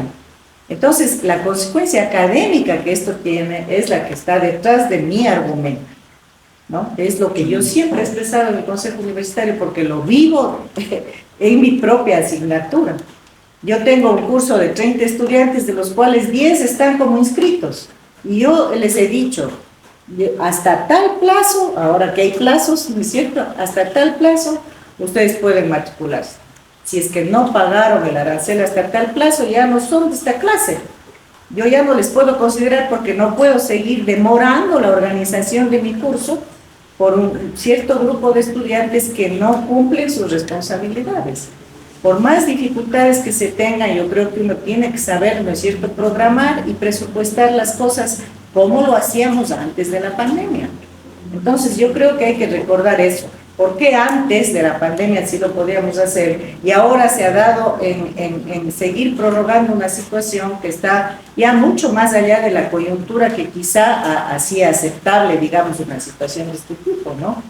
Entonces, yo diría que por ahí están las cosas. Por otro lado, en relación al tema de las matrículas pagadas, digamos que se da con los estudiantes que están con segundas y terceras matrículas, hay también una problemática que le hemos discutido varias veces en la Comisión Económica, y es cómo afinar el instrumento de selección de los estudiantes a través de la encuesta inicial que se llena, que los estudiantes llenan al matricularse, para saber ubicarles en condiciones de vulnerabilidad o no vulnerabilidad. ¿Qué tenemos permanentemente en la Comisión Económica? Pedidos de estudiante, de por ejemplo, exoneración del arancel, y cuando uno ve en qué quintil está en el quintil más alto, ¿no? Entonces, ¿qué pasó con ese estudiante? O sea, llenó mal la encuesta, se puso porque quiso en el quintil 5, ¿qué está pasando? Digamos, en ese instrumento que es el que debe regirnos, ¿no es cierto? Y si es que el estudiantado lo contesta pues adecuadamente en su tiempo y verazmente, pues es el que nos podría posibilitar hacer una asignación y una resolución de casos particulares que efectivamente se hacen a través de bienestar universitario y que muchas veces son plenamente justificables, ¿no? Y que hemos aprobado en la Comisión Económica porque están allí los sustentos, ¿no? O sea, casos particulares siempre van a haber, pero generalizar una situación de cierto desorden en el cumplimiento de los plazos, que es apenas un tema, ¿no? Pero pues eso no me parece a mí adecuado porque perjudica a los demás, ¿no? Perjudica al conjunto, perjudica a la mayoría de estudiantes que aspiran, y creo que los profesores también aspiramos a tener una organización de los cursos mucho más estable desde el principio, ¿no? Ok, bueno, es un punto válido. La verdad todavía se me dificulta entender cómo se desorganiza si simplemente pues se participan en un grupo y tendría su nota, pero si ya no, pues se le saca, al momento de pasar las notas ya no se le pasa la nota y ya. Es que el asunto es que en el grupo el estudiante tiene tareas que cumplir, claro. Entonces si el estudiante ya deja de ser, se queda un vacío de las tareas que tiene que cumplir. Pero no es que pase justo en medio cuando se está justo haciendo un trabajo en grupo en ese momento, o usted mantiene el mismo trabajo en grupo. Ahora tenemos, ¿no es cierto?, la actividad colaborativa. Entonces, por ejemplo, yo usted hace uno solo para todo el semestre, o sea, que dura todo el semestre. De pronto por ahí es la cosa que le dificulta a usted y tal vez nosotros no entendemos, porque, claro, en otras facultades es como que hay un trabajo en grupo que es como puntual, ya se ya es la nota y ya se acabó y ya está la nota ahí. Sí, en cambio me parece que usted como lo programa durante todo el semestre, le ocasiona justo para no hacer lo que tú criticas, que tienes razón, que todo se puede en una nota. O sea, yo hago un solo grupo, esa es la nota colaborativa y chao con la actividad colaborativa. Para mí la actividad colaborativa es de todo el semestre. Ok. Ahí puedo entenderlo. Como le digo, no es más que... O sea, yo más veo como personas más detrás de eso. O sea, no veo tanto... Es como lo que pasa, por ejemplo, con una protesta social, ¿no? Que por un lado sale el gobierno diciéndote como tiene que imperar el orden y la civilidad y que nadie se moviliza. O sea, sí me entienden, ¿no? Como el Estado siempre imponiendo el orden por encima de las necesidades de cada una de las personas. Entonces tal vez es el pecado que cometemos. Ese es el orden del poder, Ah. el orden del poder y el orden de la opresión. Sí. No, eso es muy distinto a tener una Pero que también universidad es- organizada, ¿no? El orden por encima de las Organizada, necesidades de los seres humanos. No por encima de las necesidades, porque cuando hay casos particulares que son plenamente justificables, pues... Y por eso es la propuesta que yo le digo. Es cierto. De que la gente ya lo justifique previamente cuando sabe que se matricula y sabe, ay, oye, no voy a alcanzar a pagar mis madres, por favor, denme una autorización para poder pagar este Exacto, tiempo de como espacio. caso particular, sí, Exacto. pero ¿Lo hacer esto aceptaría? generalizado, claro. Buenísimo. Como- Esa era la estado- propuesta. La hemos estado aceptando en la Comisión Económica todo el tiempo. Chévere, Doc. Vamos ahorita ya otras cositas ya así como puntuales para que ya vayamos sobre su plan de trabajo. Nos habla, por ejemplo, algo de los troncos comunes para organizar mucho mejor el tema de la movilidad, ¿me entiendo? Los troncos comunes es parte de una propuesta académica de mucha envergadura, que es el lograr que los dos vicerrectorados, que son el corazón de la gestión, porque tienen a su cargo las tres funciones sustantivas académicas, que son las que garantizan la buena formación de los estudiantes, la docencia, la investigación y la vinculación, que esos dos vicerrectorados actúen de manera sinérgica con un consejo de articulación académica conformado además por las coordinaciones de las áreas del conocimiento. Hoy en día las áreas del conocimiento, que pues es la unión de varias facultades y de varias disciplinas similares, hoy en día en la Universidad Central tenemos 5 áreas del conocimiento, hay una propuesta del Vicerrectorado de Investigación de que fueran 7, pero el sentido de las áreas del conocimiento es este aglutinamiento interdisciplinar de las disciplinas parecidas, similares, etc. La idea nuestra es que haya un consejo de articulación académica conformado por estas áreas académicas que hoy en día solo tienen una funcionalidad en el comité científico, que es apenas un aspecto del vicerrectorado de investigación. Entonces nosotros planteamos que las áreas del conocimiento tienen que ser las que direccionen la innovación académica a todo nivel, en la docencia, en la investigación y en la vinculación. Entonces los troncos comunes son parte de esto. ¿Qué son los troncos comunes? Es la posibilidad de que en los 2-3 primeros semestres los estudiantes que vienen, por decir algo, a las ciencias sociales, en la que están inmersas, digamos, 6 o 7 facultades, ¿no es cierto? A veces el estudiante no viene con la claridad suficiente como para decir yo quiero ser comunicador social o yo quiero ser sociólogo, ¿no es cierto? Entonces hay mucha repitencia, mucha deserción, lo cual son costos para la universidad y frustración para las vidas personales. Entonces la idea de los troncos comunes es que pueda haber al principio, a partir de las áreas del conocimiento, unas materias básicas de la área, del conjunto disciplinar del área A, B o C, ¿no es cierto?, que puedan ser tomadas por los estudiantes con los profesores que dicten esa materia, sea cualquier profesor, ¿no? Entonces, ¿qué ventaja va a tener esto? Va a tener la posibilidad de que el estudiante, una vez que ha seguido ese tronco común, pueda optar con mayor conocimiento de causa ya en la profesión concreta que quiere asumir, por ejemplo, desde el 3er o 4º semestre. Ese es el tronco común y es una consecuencia del funcionamiento de las áreas de conocimiento en relación a la docencia. ¿Qué funcionalidad tienen las áreas de conocimiento en relación a la investigación? La posibilidad de que podamos tener investigaciones inter y transdisciplinarias que sean mucho más potentes, porque hoy en día esa es un poco la tendencia, y que estén asentadas, por ejemplo, en institutos. Hoy tenemos 10 institutos. La idea sería tener especialmente institutos adscritos o expresen estas áreas del conocimiento y por tanto sean la sede de la investigación senior más de largo plazo, con líneas estratégicas de investigación más sostenidas, para darle la posibilidad a la universidad de ir consolidando justamente áreas de conocimiento donde la especialidad de esas personas dedicadas a esas investigaciones pueda darle al país el conocimiento necesario para los problemas de la sociedad. Entonces, el tema de las áreas del conocimiento para nosotros incluso plantea una reestructuración de tipo de ingeniería o del organigrama, ¿no? Del funcionamiento de estos. Incluso ustedes hacen una propuesta. Hacemos una propuesta de funcionamiento articulado, donde debajo de los dos vicerrectorados, académico y de investigación, también hay unas ciertas desagregaciones y diferenciaciones que ahora no existen para posibilitar justamente una mayor calidad académica. La universidad se ha quedado mucho en la posibilidad de ofertar carreras y programas de posgrado mucho más innovativos, mucho más originales, que vengan justamente de esta interdisciplinariedad. Entonces, a eso es lo que estamos Otra de las cosas que ¿no? ustedes igual están apostando es aumentar esa oferta de doctorados, justo sobre lo que ustedes están conversando. Y claro, también tenemos solo uno, ¿no? Ajá. Actualmente en la universidad. Entonces, obviamente, ahora tenemos casi 400 doctores, 400 profesores y profesoras PhDs, que es una de las cosas buenas que hay que reconocerle a esta administración, el haber promocionado y promovido y apoyado el hecho de que hayan convenios con universidades para que varios docentes puedan formarse.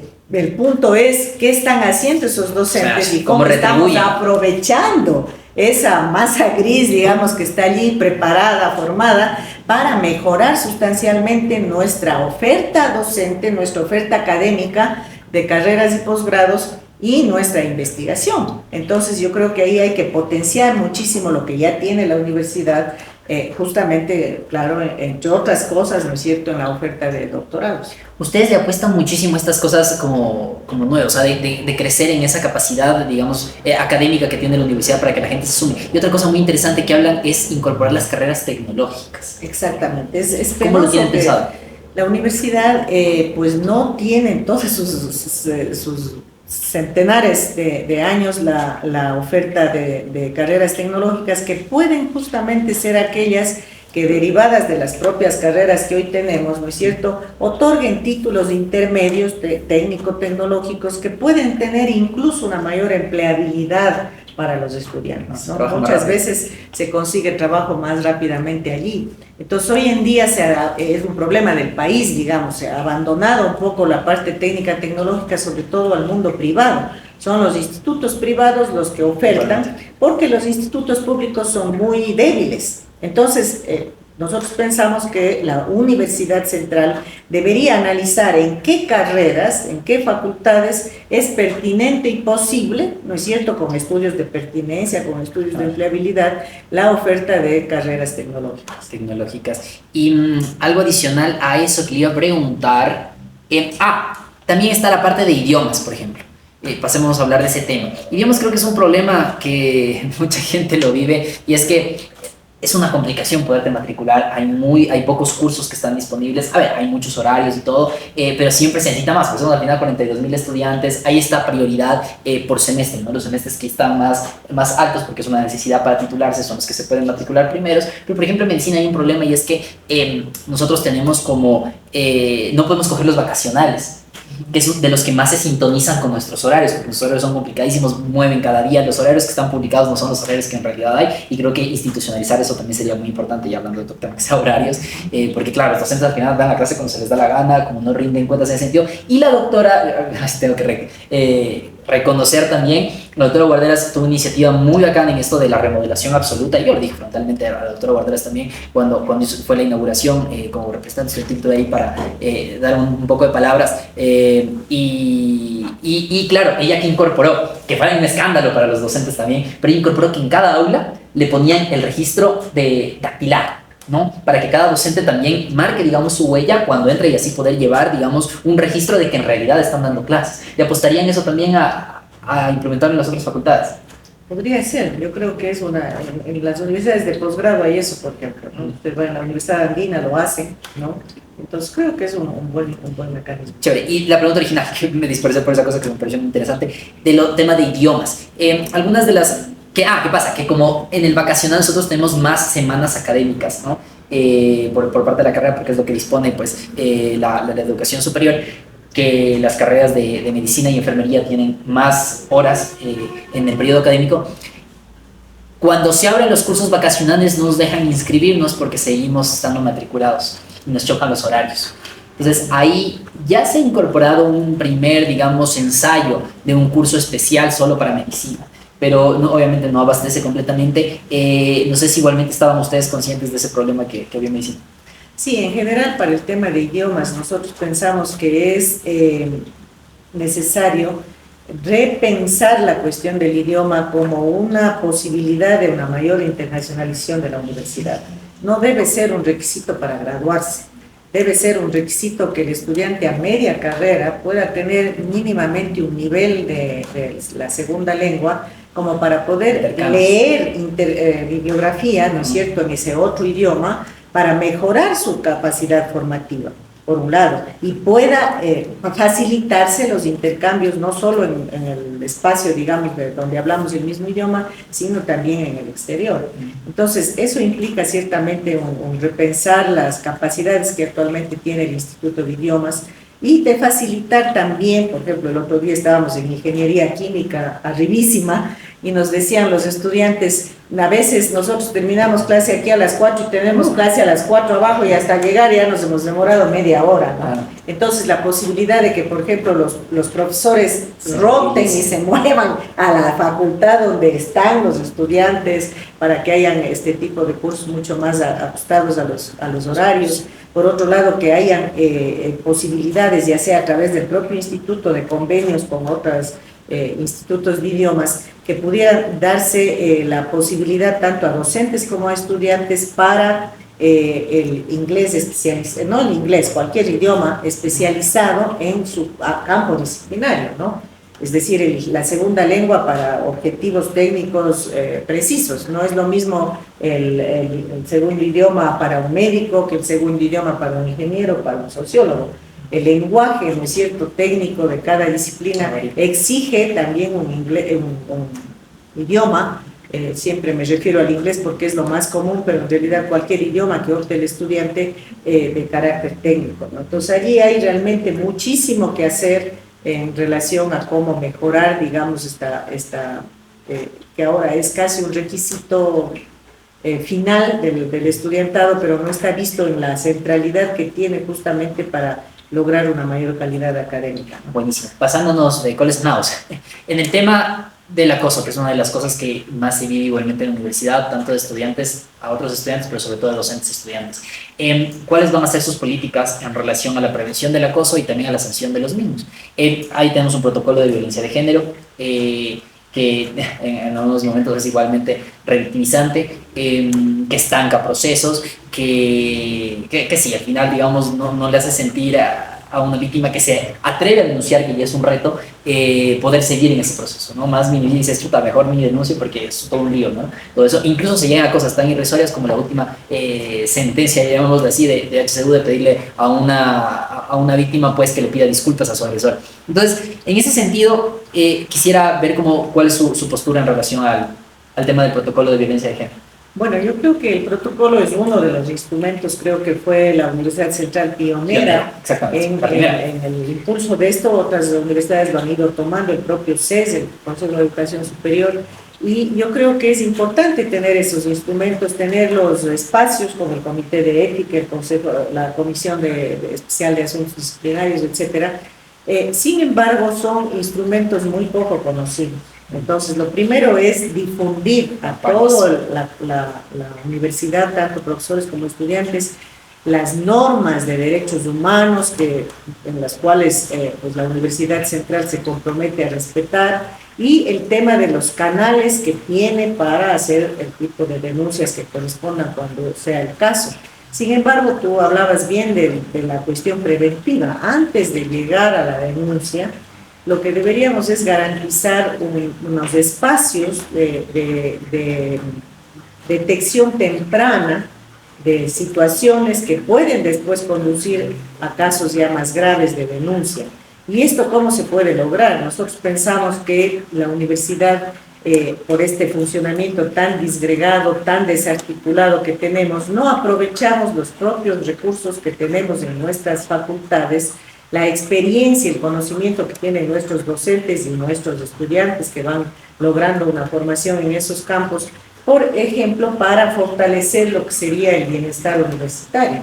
El bienestar universitario, para este caso concreto de temas de violencia, por ejemplo, podría tener la posibilidad de en cada facultad lograr con acuerdo con la Facultad de Ciencias Psicológicas, por ejemplo, prácticas preprofesionales de los estudiantes que puedan detectar, acompañar, aconsejar, que sea una especie de mentorías en cada una de las facultades para detectar tempranamente estos casos y poder resolver en la etapa temprana, es decir, dando salida a casos como estos que estoy mencionando. Entonces, ¿por qué no usar, por ejemplo, estas capacidades de la Facultad de Ciencias Psicológicas para fortalecer lo que es bienestar universitario? ¿Por qué no usar el conocimiento y la experiencia de la escuela, de la carrera de obstetricia, por ejemplo, para todo lo que es la capacitación en salud sexual y reproductiva,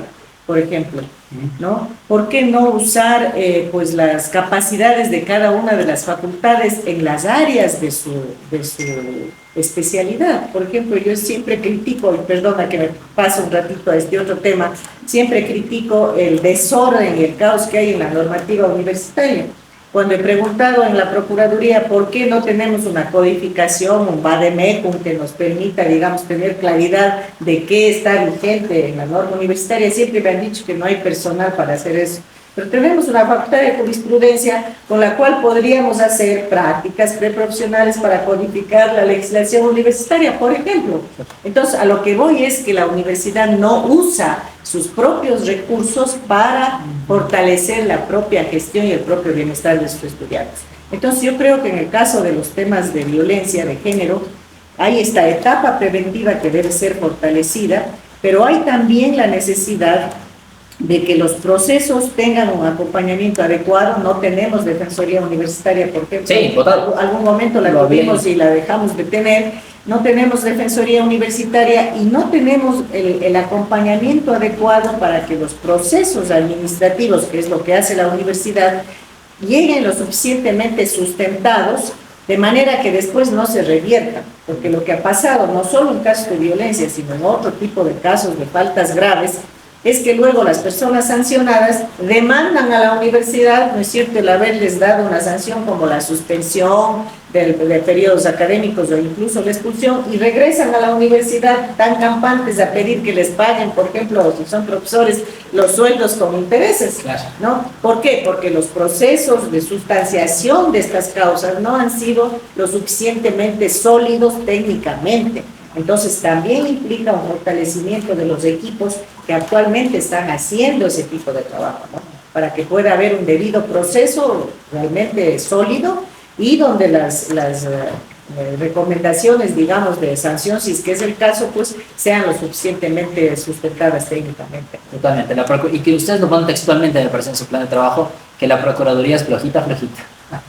De hecho, bueno, a veces te sirve cuando la universidad vulnera derechos, es muy fácil ganarle en una acción de protección a la universidad, que lo hemos hecho en algunas ocasiones cuando ha vulnerado derechos de participación, y son bien flojitos pues la Procuraduría cuando viene a defender a la universidad. Pero claro, ese es, digamos, el pro cuando vulnera derechos, pero cuando en cambio la universidad da una sentencia que favorece pues a una víctima, es muy fácil también para los victimarios pues mandarlo todo abajo y venir más bravitos todavía. Bueno, algo más que yo le iba a comentar justo sobre eso, algo mencionó y se me pasó, que me sumergí en ese tema, pero bueno, vamos a la otra parte ya terminando con todo esto, que también nos está lloviendo un poquito más duro, pero los micros esperemos que estén muy buenos. Vamos a aquello que hace ganarle más votos también, que es la parte de infraestructura, de cosas de bienestar universitario también, que es lo último con lo que podemos tal vez cerrar. Ustedes le apuestan, por ejemplo, a los campus inteligentes. Definamos ese tema de campus inteligentes y embalémonos también con la parte de infraestructura, tal vez ustedes creen que hay que apostarle para mejorar la universidad. Bueno, en realidad el tema del internet hoy en día para una educación de calidad es un servicio básico como el agua potable, digamos. Si no hay internet, como que ahora no hay el internet adecuado en nuestra universidad, pues es realmente gravísimo, ¿no? Entonces allí hay como dos líneas, ¿no? Una es, digamos, los equipos. Se han caído, según he escuchado al director de tecnologías de investigación, 2 o 3 veces en el año, la repotenciación de los equipos de nuestro data center. ¿Por qué se han caído? Por problemas de compras públicas, ¿no? Entonces allí hay que, a los que son cuestiones prioritarias, ¿no es cierto?, ponerle tal énfasis que no se caigan los procesos y que no podamos decir, se nos cayó el proceso, qué pena, por eso estamos en esta situación, ¿no? Pues se lo dice con una liviandad increíble, ¿no?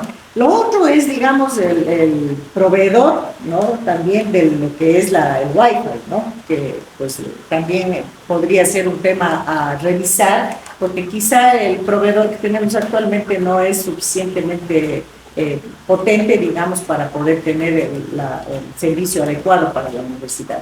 Eso en relación, digamos, al tema del Internet. Pero la infraestructura en general, nosotros pensamos que hay como dos andariveles, dos ámbitos que hay que analizar. Uno es que efectivamente, primero, antes que nada, tenemos que tener un inventario real. Yo lo he solicitado 1000 veces en el Consejo Universitario y nunca hemos recibido, porque la Dirección de Planeamiento Físico hoy en día está muy debilitada. Creo que son 3 personas, la mayoría se jubiló, no ha sido repotenciada. Entonces, cuando se le pide un inventario de la infraestructura de la universidad, que debe cruzarse además con el inventario de la legalidad o no de los predios, porque muchas veces, claro, ellos pueden hacer el inventario físico, arquitectónico, pero a lo mejor tal predio, tal terreno, etcétera, ni siquiera es de la universidad o hay un litigio atrás. Es decir, hay mucha problemática que está dentro de este tema. Pero en la cuestión de la infraestructura tenemos que partir del inventario que nos muestre justamente el estado de situación de los edificios universitarios para saber en dónde intervenir de manera urgente y dónde intervenir proyectivamente más adelante, ¿no es cierto? Ese es un primer aspecto. Un segundo aspecto es sin duda el tema de cómo utilizamos mejor la infraestructura. Nosotros muchas veces decimos, necesitamos el edificio para tal o cual facultad o para tal carrera que se ha creado, pero uno camina por el campus universitario, por ejemplo, por la Ciudadela, no sé cómo sea en el Dorado, pero en la Ciudadela Universitaria a las 5 de la tarde muchas facultades están cerradas, ¿no? Entonces, ¿por qué no usar, digamos, eficientemente la propia infraestructura que tenemos para posibilitar que hayan clases en unos determinados horarios que puedan usarse los mismos edificios, ¿no? Generalmente se dice, este es el edificio de la facultad tal. No, es el edificio de la Universidad Central. Y allí puede hacer clases la facultad A, B o C, la que necesite. Entonces, la Universidad Inteligente supone tener una digitalización de las aulas, ¿no es cierto?, para poderlas usar y solicitar, ¿no es cierto?, de acuerdo a la necesidad, ¿no? Sí. De hecho, eso es algo que hace la Universidad de Cuenca y lo comenzó a hacer a nivel de la pandemia, y eso pasa también por transparentar los horarios, que los profesores en verdad estén trabajando en el horario en el cual está estipulado. Doctora, comedores, copiadoras, espacios de esparcimiento. Leía igualmente en su plan de trabajo que le apuesta mucho a invertirle también a la parte recreativa. Ya hablaba de algunas facultades que podrían estar involucradas en todo eso.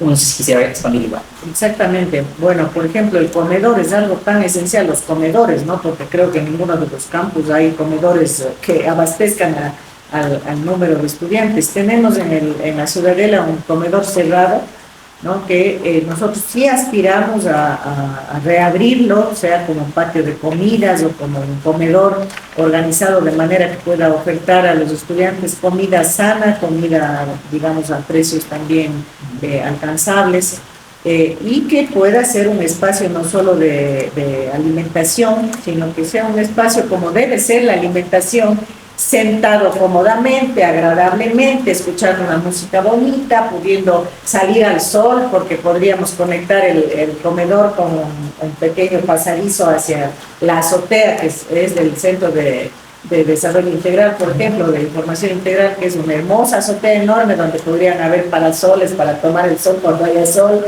y tener el espacio, digamos, de la hora de almuerzo justamente, o de comida, de tomarse un café, con la posibilidad de sentirse agradado en la universidad. Yo creo que el sentido de nuestro eje, que es la empatía, es uno de nuestros ejes de trabajo, es justamente el que las personas que formamos parte de la universidad nos sintamos a gusto en la universidad, nos sintamos seguros en todos los sentidos y que nos sintamos contentos de llegar y estar en la universidad. Entonces ahora uno ve lugares pues llenos de basura, lugares donde los chicos tienen que sentarse a la grada para comer un cevichocho que han comprado en la esquina porque no hay donde comer. Entonces, nosotros sí aspiramos a hacer, digamos, pronto, ¿no? Pronto, digamos, toda una inversión que sea necesaria y útil, ojalá con el concurso de las facultades, justamente porque a todos los miembros de las facultades les interesa algo como eso, para poder rehabilitar espacios y hacer que las facultades en sus respectivos campos puedan intervenir desde su especialidad. Ya mencionábamos algunos casos, pero hablando, por ejemplo, del tema de lo recreativo, del bienestar propiamente, tenemos la Facultad de Cultura Física, por ejemplo. Tenemos los clubes de estudiantes, que muchas veces se caen y se debilitan y se terminan porque los estudiantes se gradúan, por ejemplo, y los egresados ya, como no son parte de la universidad y no tenemos ningún sistema de seguimiento a graduados, entonces obviamente pues no hay la posibilidad de que esos chicos o jóvenes que están ya egresados puedan seguir alimentando el liderazgo de un club hasta que haya el relevo, digamos, de los que están actualmente. Entonces, muchos compañeros me han comentado que por eso se han debilitado y se han terminado, por ejemplo, los clubes, ¿no? Entonces, por otro lado, tenemos, por decir algo, una carrera de turismo. Nosotros abrigamos el sueño, ojalá sea posible hacerlo también, de que nuestro campus, al menos el de la Ciudadela Universitaria, podrían ser también los otros, sean destinos turísticos de la ciudad, como lo es, por ejemplo, en México, la UNAM. La UNAM de México está abierta sus puertas para que la ciudadanía y los turistas puedan conocer lo que hay en esa universidad y lo que hay de historia en esa universidad. Pues nosotros tenemos una facultad, una carrera de turismo que bien podrían ser los guías turísticos de un campus tan grande como el de la universidad, por ejemplo, para visitas los días domingos, que incluso podría ser una forma de autogestión financiera, y que además facilite, por ejemplo, el que el comedor esté abierto también los domingos y pueda hacer el negocio la gente que esté a cargo de potenciar el museo universitario. Tenemos 4 museos universitarios, ¿no es cierto? Filosofía, el principal que es el que está en el Teatro Universitario, uno de zoología también. Sí. Entonces, fíjense ustedes, por ejemplo, la carrera de artes. Podría hacer sketch de teatro para contarnos, ¿no es cierto?, la historia de la universidad en pequeños sketches que le diga a la gente que visite la universidad quiénes estudiaron aquí, qué procesos hubo, qué cambios introdujo en la sociedad la existencia de la universidad. Podríamos tener, ¿no es cierto?, presentaciones artísticas de música, de las distintas disciplinas que tiene la Facultad de Artes. ¿Por qué no usamos eso, ¿no es cierto?, para fortalecer iniciativas dentro de nuestra universidad? Entonces, yo digo, para el tema de bienestar, hay que mirarlo desde esa perspectiva integral y hay que mirar el enfoque de la gestión como un enfoque absolutamente integrador, sinérgico, que potencie las articulaciones. Nosotros en la propia universidad, a veces no es un tema de que necesitamos más recursos, los necesitamos gastar bien, con eficiencia, pero además potenciar todo lo que ya estamos haciendo en nuestras facultades y que podrían servir al conjunto de la universidad si estuviéramos articulados y con un liderazgo dinámico como es el que esperamos nosotros imprimir, si es que tenemos el voto favorable de nuestra comunidad universitaria. Parece muy interesante esa lógica de vincular las carreras pues para que hagan funcionar la misma universidad. Por ahí hay un rum de que ya está, bueno, no por salir, pero que en esa planeación de la carrera de nutrición, por ejemplo. Sería es una carrera que no está en la parte pública en Quito, ¿no? Y que podría abrirse, ¿no? Y sería muy interesante. Hay mucha gente que se nutrición, he escuchado bastante, siempre preguntan, ¿las entradas de nutrición? No, y también podría estar vinculado, por ejemplo, con los cumpleaños universitarios. Otra idea que le doy, que me gusta dar así como que algunas ideas a los candidatos, porque al final la universidad es la que se beneficia, gane quien gane. Seguro le ven también sus adversarios, entonces ellos también pueden coger la propuesta, pero a cada uno procuro darles una propuesta diferente. Bien, ahorita me vino a la mente, hay una compa que está trabajando ahorita en obstetricia, que es la representante de obstetricia, es candidata de hecho HCU por parte igualmente de salud de nuestro team, que es la unidad estudiantil, que son los estudiantes. Y ella está trabajando en un tema para obstetricia, para ver si sale unos convenios con unas farmacéuticas, para ver si se consigue unas vacunas contra el VPH, que es el virus del papiloma humano.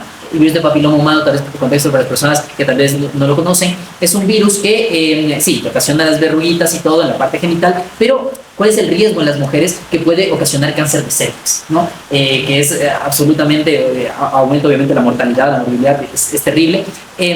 Y que las mujeres con esa vacuna que está precisamente para controlar las cepas que son más cancerígenas, ¿no? Se puede proteger. Ahora, como es algo que no está cubierto por el Estado, se debe poner más o menos cuando son niñas, pero se puede poner igual después, no hay ningún problema.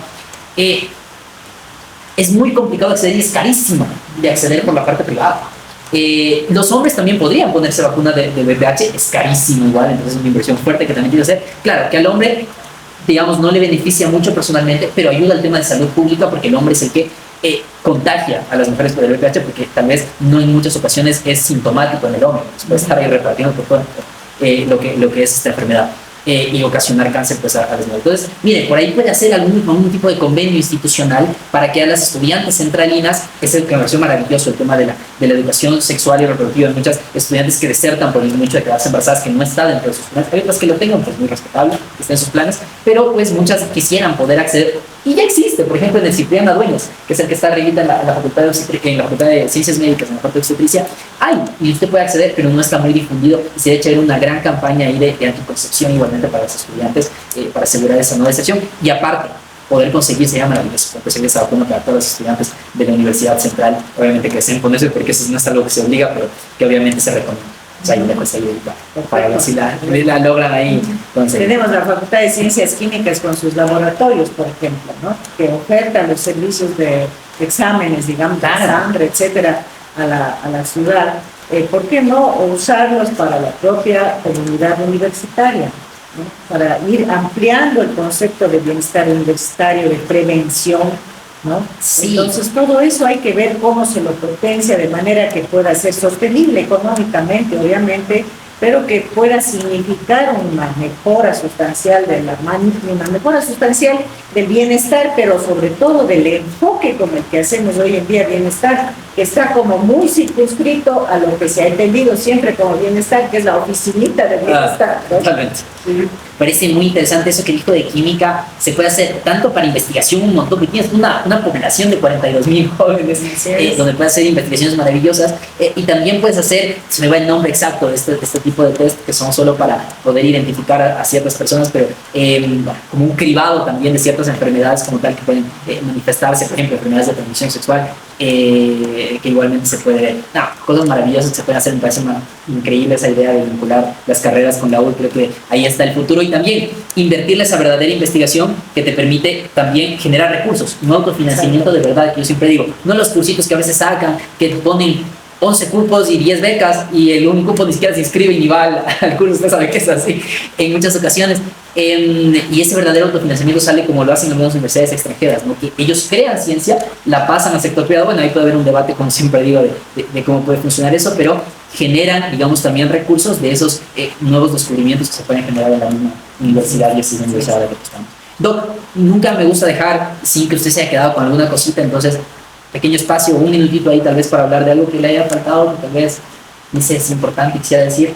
Sería resumir, aunque hemos tocado todos nuestros 4 ejes de trabajo, pero resumir para el conocimiento final de nuestra audiencia, cuáles son esos 4 ejes. Como ya hemos dicho, es transparencia y participación el primero, el segundo es eficiencia, el tercero es la academia con identidad y pertinencia, y toda esta gran innovación académica que queremos plantear alrededor de las áreas del conocimiento, y el último es la empatía con el cuidado de la vida tanto humana como ambiental. Nosotros lamentablemente en la universidad no tenemos una política ambiental para nuestras prácticas institucionales, no tenemos carreras que están, digamos, apuntando a la formación de profesionales que cuidan la vida de la naturaleza, pero dentro de nuestra propia vida institucional no hemos discutido aún una política de sostenibilidad ambiental. Entonces la empatía con el cuidado de la vida es con todas las manifestaciones de la vida. Queremos darle a la universidad esa opción justamente a través de estos 4 ejes de trabajo, con un equipo que les garantizo que es, primero, de trayectoria absolutamente limpia, ¿no? No puede a nadie de nosotros acusársenos de ningún tipo de corrupción, de amiguismo, de de malos comportamientos, ¿no? Y pues un equipo solvente que tiene, digamos, sus competencias además complementarias, ¿no? Porque pues es un equipo interdisciplinario, también intergeneracional, lo cual es importante. Hay gente más joven y menos joven en nuestro equipo, lo cual hace que en realidad la propuesta de acción colectiva sea bastante convincente. Yo les diría, ¿no es cierto?, que el voto informado que aspiramos que tenga nuestra comunidad universitaria se base justamente en el conocimiento de los planes de trabajo. Les invitamos a conocer el nuestro en nuestra página oficial, que es www.accioncolectiva.info, para que ustedes puedan aquilatar y comparar, digamos, lo que se está proponiendo por parte de las distintas candidaturas y puedan hacer un voto informado y ojalá que nos beneficie con su decisión. Buenísimo. Y siempre combinamos, porque es el disenso, en un disenso y consenso al que hayamos llegado. Bueno, creo que han habido muchísimos más consensos que disensos, ¿no? Sí. Quizá el disenso estuvo alrededor de esta temática pues de los aranceles, de esta cuestión de horarios, de evaluación, que yo creo que son básicamente temas que tenemos que discutirlos muy dialogalmente con el estudiantado, ¿no? Y también con las representaciones docentes, porque son aspectos que atañen al conjunto de la universidad y que no son grandes diferencias, ¿no? Creo que son Sí, de hecho creo que perfectamente incluso logramos solucionar algunas de esos planteamientos, como usted dijo, aceptó el tema de los casos particulares, que la gente lo anticipe y todo. Creo que es mucho más fácil ponernos de acuerdo. Exactamente. Y consenso uno con que se pueda quedar. Bueno, el consenso que nos interesa, creo, a ti y a nosotros impulsar es el de que estas elecciones sean mínimamente debatidas, ¿no? Por eso están ustedes organizando este tipo de espacios que permiten justamente a la comunidad universitaria conocer la diversidad de posiciones que están en juego. Yo creo que de lo contrario, pues de qué elecciones hablamos, ¿no? Hay que pensar que ciertamente estas elecciones hechas a último rato, tan cerquita ya del momento de la transición que es en el mes de marzo, que antes se hacían en octubre, en noviembre, para tener más tiempo y un espacio más apropiado para que las candidaturas puedan ser conocidas por la comunidad universitaria. No es gratuito, ¿no? Se ha hecho la elección tan a último momento, en un mes como el de diciembre, que la cabeza de la gente está pensando en otras cosas, y además con una serie de restricciones y cuestiones incluso irregulares que está pues cometiendo, creo yo, el Consejo Electoral, ¿no? Que nosotros lamentablemente de este tema ya no hablamos, pero que nosotros lo estamos impugnando legalmente, ¿no? Como corresponde. La candidatura del doctor Espinosa. Y claro, ustedes también no les aceptaban la candidatura. Sí, porque faltaba una firma, ¿no? Eso es la evidencia de cómo la gestión se entorpece por nimiedades, ¿no? Sí, díganme, nosotros igual inscribimos formales. 56 candidatos a representantes estudiantiles por unidad estudiantil y es un dolor de cabeza, porque claro, que la firma no sé cuántito, que ya te mandan el certificado, pero este con esas cosas se podrían generar tranquilamente desde el sistema, como lo hace el Ministerio del Trabajo, por ejemplo. Usted tuvo que presentar eso y no tener impedimento para ejercer cargo público. Rapidito, usted pone descarga y ya sale con la firma, cosas que se pueden sistematizar, que seguramente igual ustedes lo tienen dentro de ese plan de trabajo. Y pues nada, mi disenso, consenso, igual, el disenso creo que en la parte de la representación estudiantil es de urgente lo importante, que al final igual ya nos tuvimos de acuerdo, hasta la DOC ya le incorporó lo de urgente e importante, creo que es cosa que siempre se hace pues en el tema de priorizar. Y en el tema de los consensos me gustó muchísimo y creo que es lo que más me caló, lo de vincular a las carreras para ayudar a la misma universidad. Eso me pareció fundamental, es hacer simbiosis, es articularse todo, ¿no? Como una gran red conectada de la Universidad Central del Ecuador. Bueno, ella ha sido Silvia Vega, candidata al rectorado de la Universidad Central del Ecuador por la lista 7, Acción Colectiva. Doc, ha sido un gusto tener disensos y cosas. Igualmente, Pablo, muchas gracias. Ya nos veremos en un nuevo episodio. Esto es El Disenso. Cuídense mucho, compas. Bye. El Disenso.